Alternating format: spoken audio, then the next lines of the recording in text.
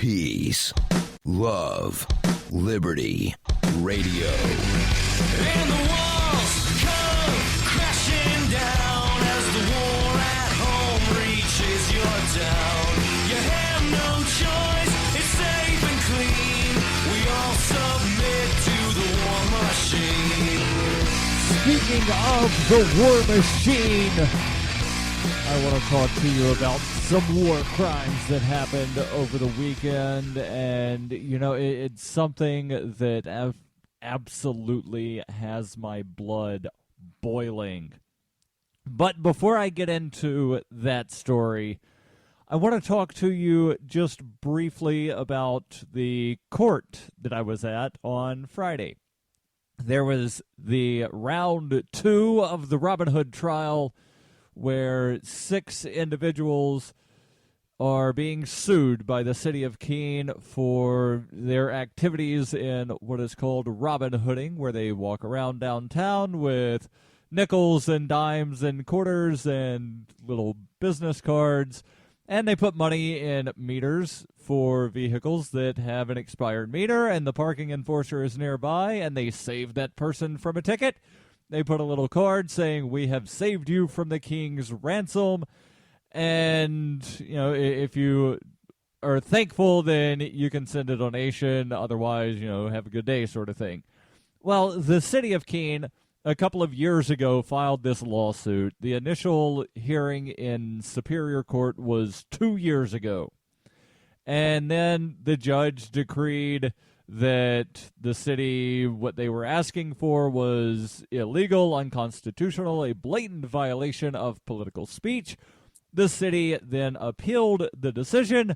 It went to the state Supreme Court. The state Supreme Court partially upheld the decision and partially remanded the decision, saying, well, no, Mr. Judge, you have to have an evidentiary hearing and decide on this without regards to the First Amendment implications, without regards to the free speech implications. You must issue a decision and not think about what would happen beyond you. So, in essence, he was asked to basically make a ruling that he knows, or he likely knows, will wind up being thrown out if he gives the city what they want.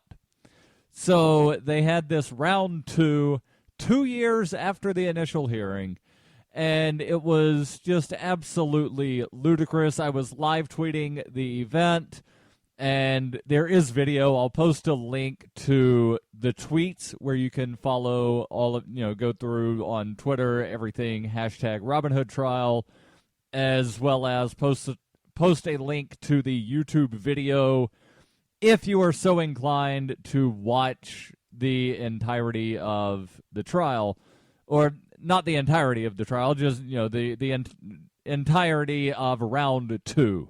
I, of course, could go back and try to find video from 2 years ago, but, you know, you could probably do that on your own if you're so inclined.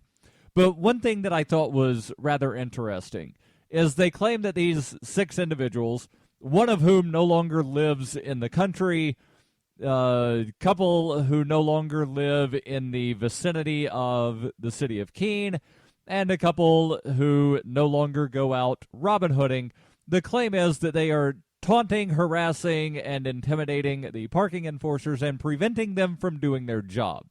Their job, it was testified, is to enforce the parking ordinances and write tickets for cars at expired meters. So I contend that anyone putting any meter is preventing, whether you're parked at that meter or not. If you put money in a meter, you are preventing the parking enforcer from doing her job, which is to write a ticket. So, you know, on that grounds, it's absolutely ludicrous. But the harassing and whatnot, one of the parking enforcers testified under oath that anything said to her by one of the defendants, she considered to be harassment. It does not matter. The person could say, "Hello, Linda, how are you today? It's a mighty fine day. Would you like me to buy you some ice cream?" And she would consider that to be harassment. But she also testified that there are times when people come up and interact with her, and She doesn't mind that they come within 10 feet, but she doesn't want any of the people that are named in the suit to come within 10 feet. And then when asked about, like, name some of the things that have happened, well, someone not known to me did this. Well, you're complaining about somebody that's not even part of the lawsuit. It's absolutely ridiculous and ludicrous, and hopefully it winds up getting thrown out again. But, that is yet to be seen. But, one more thought on this whole thing. What they're asking for is a 10-foot floating buffer zone around the parking enforcers wherever they happen to be within the city at any time that they are on duty. Meaning that if you're sitting at the patio seating of one of the many restaurants downtown Keene that has patio seating, well, the sidewalk is not 10 foot wide from where the seating is. Meaning that if you're sitting there enjoying a meal and the parking enforcer on duty walks down the sidewalk, you have to decide whether to run into traffic or run back into the restaurant because you don't want to wind up getting a contempt of court order. And that's absolutely ludicrous. So, again, I'll post the link to the video. You can watch the full trial if you want. There's also a blog post on freekeene.com from Ian Freeman with some commentary. I'll also post the link to the Twitter where I posted the tweets. I will only post the link to hashtag Robin Hood Trial. That way you don't have to see everything I've ever posted on Twitter. Although, one of the things that I posted earlier today that's caused a bit of a tizzy is what I want to talk to you about for the rest of the show. And it's something, like I said at the beginning, it has my blood boiling. So Saturday morning, approximately 2 a.m. in Afghanistan, which would have been late Friday, our time here in the United States, the hospital in Kunduz, Afghanistan, was attacked by U.S. military warplanes. And I've got a lot of information here from Doctors Without Borders. Doctors Without Borders is the entity that was operating that hospital. So I've got the official report, like the official statement from MSF. MSF is the abbreviation, and you might be asking yourself, but Doctors Without Borders, that's DWB.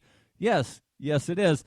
But MSF is the French abbreviation, which is, like one of the international languages. So Médecins Sans Frontières, which translates to Doctors Without Borders. So MSF, if you hear me say MSF, that's Doctors Without Borders. So the official statement from MSF, as well as an eyewitness statement from one of the people that was working in the hospital. And you know what? I will actually start with the eyewitness statement from the nurse, Lahos Zoltan, who was actually asleep at the time of the attack, and I will give you his account of what happened in just a moment, and then I will get in and explain to you why all of this was a war crime and why people need to be held accountable. This is Peace, Love, Liberty Radio.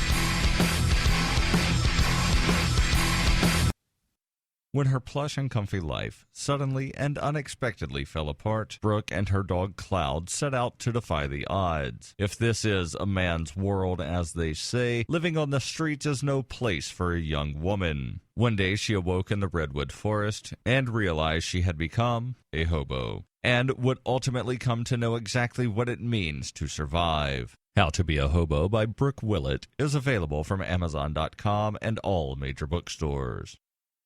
Hey, this is Michael Dean from the Freedom Fiends radio show. I've been working with computer programmer Derek Slopey to create Fiend Phone. I'm using Fiend Phone right now to talk with and record one of my co-hosts in real time. Take it, Davi. Hey, this is Davi Barker, and I'm 1,000 miles away from Michael, but we sound like we're in the same room. We sure do, Davi. So, Davi, please tell the nice people more about Fiend Phone. Fiend Phone is free, open-source software that opens up a global world of possibilities for collaborative, high-quality remote voice media production, and I'm digging it. People can try the Windows beta version of PhonePhone right now at PhonePhone.com. But we're also raising money to vastly improve PhonePhone and vastly improve independent talk media worldwide. So go to PhonePhone.com to help out. Who will build the audio roads? We will, with your help. That's PhonePhone.com. FEENPHONE.com. Foxtrot, Echo, November, phone.com. PhonePhone. I never knew remote audio could be this good. You're listening to Peace, Love, Liberty Radio with Darryl W. Perry. So before I give you the first-hand account from MSF nurse Lajos Zoltan, actually it's Lajos Zoltan Jex, who was working and actually sleeping at the time in the hospital facility where he was a nurse, I want to make sure that I tell you about spendabit.co. It's actually spendabit.fppradio.com is the website I want you to go through, but only if you are an advocate for free market money and if you like to use Bitcoin as an alternative in this fiat-centric world. Then you need Spendabit in your arsenal. Spendabit is the search engine for things you can buy with Bitcoin. Spendabit aggregates millions of products from thousands of Bitcoin-enabled merchants, including Free Press Publications and Overstock.com. Keep your money in the free economy. Spend a bit. Use my affiliate link, spendabit.fppradio.com. And if you're a Bitcoin-enabled merchant or a Bitcoin-accepting merchant, ask about their merchant suites to reach even more customers. Spendabit.fppradio.com. So, Nurse Lajos Zoltan Jex was in the Kunduz Trauma Hospital when the facility was struck by a series, not just one, not just two, but a series of bombing raids in the early hours Saturday morning. He describes the experience. It was absolutely terrifying. I was sleeping in our safe room in the hospital at around 2 a.m. when I was woken by the sound of a big explosion. At first, I did not know what was going on. Over the past week, we'd heard bombings and explosions before, but always further away. This was different. It was close and loud. At first, there was confusion, and dust settled. As we were trying to work out what was happening, there was more bombings. After 20 or 30 minutes, I heard someone calling my name. It was one of the emergency room nurses. He staggered in with massive trauma to his arm. He was covered in blood with wounds all over his body. At that point, my brain just could not understand what was happening. For a second, I just stood still. I was shocked. He was calling for help in the safe room. We have limited supply of basic medical essentials, but there was no morphine to stop his pain. We did what we could. I don't know exactly how long, but it was maybe half an hour afterward that they stopped bombing. I went out with the project coordinator to see what had happened. What we saw was the hospital destroyed, burning. I don't know what I left, or rather what I felt, just shock again. We went to look for survivors. A few had already made it to one of the safe rooms. One by one, people started appearing, wounded, including some of our colleagues and caretakers of patients. We tried to take a look into one of the burning buildings. I cannot describe what was inside. There are no words for how terrible it was. In the intensive care unit, 6 patients were burning in their beds. We looked for some staff that were supposed to be in the operating theater. It was awful. A patient there on the operating table, dead, in the middle of the destruction. We could not find our staff. Thankfully, we later found that they had run out of the operating theater and had found a safe place. Just nearby, we had a look in the inpatient department, luckily untouched by the bombing. We quickly checked that everyone was okay and in a safe bunker next door. Also, everyone was okay inside. And then back to the office, full. Patients, wounded, crying out everywhere. It was crazy. We had to organize a mass casualty plan in the office. seeing which doctors were alive and available to help. We did an urgent surgery for one of our doctors. Unfortunately, he died there on the office table. We did our best, but it was not enough. The whole situation was very hard. We saw our colleagues dying. Our pharmacist, I was just talking to him last night and planning the stocks, and then he died in the office. The first moments were just chaos. Enough staff had survived. We could help all the wounded with treatable wounds, but there were too many that we could not help. Somehow everything was very clear. We just treated the people that needed treatment and did not make decisions. How could we make decisions in that sort of fear and chaos? Some of my colleagues were in too much shock, crying and crying. I tried to encourage some of the staff to help, to give them something to concentrate on, to take their mind off the horror, but some were just too shocked to do anything. Seeing adult men, your friends, crying uncontrollably, that is not easy. I have been working here since May, and I have seen a lot of heavy medical situations, but it is a totally different story when they are your colleagues and your friends. These are people who had been working hard for months, nonstop, for the past week. They had not gone home, and they had not seen their families. They had just been working in the hospital to help people, and now they are dead. These people are friends, close friends. I have no words to express this. It is unspeakable. The hospital, it has been my workplace and my home for several months. Yes, it is just a building, but it is so much more than that. It is health care for Kunduz. Now it is gone. What is in my heart this morning, or rather, what is in my heart since this morning, is that this is completely unacceptable. How can this happen? What is the benefit of this? Destroying a hospital and so many lives for nothing. I cannot find words for this. Now, those are the words, the first-hand account of Nurse Lahos Zoltan-Jeks, who survived, luckily, the attacks on the hospital there in Kunduz. Now, he mentioned about having been busy for the past week. Why was that of particular importance? Well, the nearby city of Kunduz on Monday of last week, 1 week ago today, the city of Kunduz was overrun by Taliban.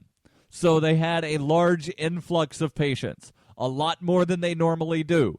So the hospital was already saturated, if you will, with people needing assistance. And then, this was no accident. This was absolutely no accident. The U.S. military and the Afghan military both knew that the hospital was there because Doctors Without Borders make sure that they always give the GPS coordinates of their hospitals to make sure that accidents don't happen. And why is it important to make sure that hospitals don't get bombed? Well, one, you want to make sure that in war zones, people that are injured are able to be treated. And part of this is because of this thing called the international humanitarian law. The laws of war, if you will. And there are, believe it or not, there are laws governing war. One of the things that the international human law specifies is that people who are no longer fighting, people who are injured, religious personnel from the military, and medical personnel are supposed to be protected. You do not target them. You leave them alone. And I'll explain a little more in just a moment. During the 2013 Porcupine Freedom Festival, Davi Barker presented an idea for a renegade psychological experiment. Since then, he has refined his idea and put his plan and research into writing. He explains, "We aim to show the world beyond a shadow of a doubt that power corrupts absolutely and corrupt authority deserves no obedience. Authoritarian Sociopathy is available from Amazon.com and all major bookstores. Are you tired of governments murdering people around the world? Stop using their money. There is an alternative. Bitcoin is a stateless, free market, non-political currency. Bitcoin cannot be inflated or controlled by any government. By using their money, you are helping the state. Stop doing it. You have an incredible alternative available now. Learn it, use it, spread it. Get started with Bitcoin at weusecoins.com. That's weusecoins.com. It is the year 91,001 BCE. Witness humanity's origins in Hyperchronius, a classic role-playing game for Windows PCs, with a story like no other game before. A liberty-oriented experience that is not to be missed. Go to zog.ninja to get your copy of Hyperchronius today. Use the code FPP to get $1 off. Hyperchronius, zog.ninja, code FPP. You're listening to Peace, Love, Liberty Radio, online at fppradio.com. The International Committee of the Red Cross has a PDF that you can download and actually print out that is an advisory service on international humanitarian law. It's basically a quick rundown of what is humanitarian law, what's covered, who's covered, why they're covered, etc., etc. And I want to read a brief portion of this. What does international humanitarian law cover? International humanitarian law covers two areas: the protection of those who are not or no longer fighting or taking part in the fighting, and restrictions on the means of warfare, in particular weapons and the methods of warfare such as military tactics. I'm only going to focus on the first part of this during this last segment of Peace, Love, Liberty Radio. The protection of those who are not or who are no longer taking part in the fighting. What is protection? Because it says protection of those. International humanitarian law protects those who do not take part in the fighting, such as civilians and medical and religious military personnel. It also protects those who have ceased to take part, such as the wounded, the shipwrecked, and sick combatants, as well as prisoners of war. These categories of persons are entitled to respect for their lives and their physical and mental integrity. They also enjoy legal guarantees. They must be protected and treated humanely in all circumstances with no adverse distinction. More specifically, it is forbidden to kill or wound an enemy who surrenders or who is unable to fight. The sick and the wounded must be collected and cared for by the party in whose power they find themselves. Medical personnel, supplies, hospitals, and ambulances must all be protected. Let me read that last sentence again and let it sink in, because this was a hospital that was treating people that had been wounded in the prior week. Medical personnel, supplies, hospitals, and ambulances must all be protected. There are also detailed rules governing the conditions of the detention of prisoners of war and the way in which civilians are to be treated when under the authority of an enemy power. This includes the provisions of food, shelter, and medical care, and the right to exchange messages with their families. The law sets out a number of clearly recognizable symbols which can be used to identify protected people, places, and objects. The main emblems are the Red Cross, the Red Crescent, and the symbols identifying cultural property and civil defense facilities. Now, it gets into talking about some of the prohibited weaponry. And now here's the next part of this that I want to read before jumping over to another handout from the International Committee of the Red Cross. Is international humanitarian law actually complied with? And as I just explained, you already know. Their answer is, sadly, there are countless examples of violations of the international humanitarian law. Increasingly, the victims of war are civilians. However, there are important cases where international humanitarian law has made a difference in protecting civilians, prisoners, the sick, and the wounded, and in restricting the use of barbaric weapons. Given that this body of law applies during the times of extreme violence, implementing the law will always be a matter of great difficulty. That said, striving for effective compliance remains as urgent as ever. So, you heard me explain some of the things of who must be protected. And they explain here, the International Committee of the Red Cross explains that there are violations of international humanitarian law. Very important phrase there. Violations of the international humanitarian law. International humanitarian law is also often called the law of war. The U.S. Field Manual from 1956 states, quote, "The term war crime is the technical expression for a violation of the law of war by any person or persons, military or civilian. Every violation of the law of war is a war crime." Let me read this one more time, very slowly, and let it sink in, especially in light of what I told you just a moment ago, that hospitals are to be protected. You blow up a hospital, you're in violation of international humanitarian law. You are in violation of the law of war. Quote from the U.S. Field Manual, from the military, quote, "Every violation of the law of war is a war crime." And I've had people jump on me for saying that blowing up a hospital in Kunduz, Afghanistan, that was being operated by Doctors Without Borders, I've had people jump on me for saying that's a war crime. Damn right it's a war crime. You blew up a hospital.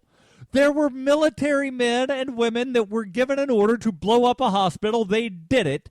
I think every person, from the guy flying the airplane to the guy that gave the order, to the guy above him, all the way up to Barack Obama, need to be held accountable for violating the laws of war. They need to be held accountable for their war crimes. And I'm not going to shut up about this until something happens. This is a war crime. This is not the only war crime that's ever been committed by the U.S. military. This is just the latest war crime committed by the U.S. military. A lot of the stuff that was released and made public by Private Chelsea Manning, who is currently sitting in a federal prison for the next 30-some-odd years, a lot of the stuff that was revealed exposed war crimes and potential war crimes. You had guys in helicopters shooting journalists and then laughing about it and calling them, quote, unquote, dead bastards. That's a damn war crime. And I'm not going to shut up about it. I don't care if you say that I'm blaming America when I say that the U.S. military has committed a war crime. If I know of something being done by another government, I'll expose that as well. Although I don't know if you could call me talking about it exposing it, but I'm not going to shut up. I'm going to keep saying it. This was a war crime. People need to be held accountable for the war crime.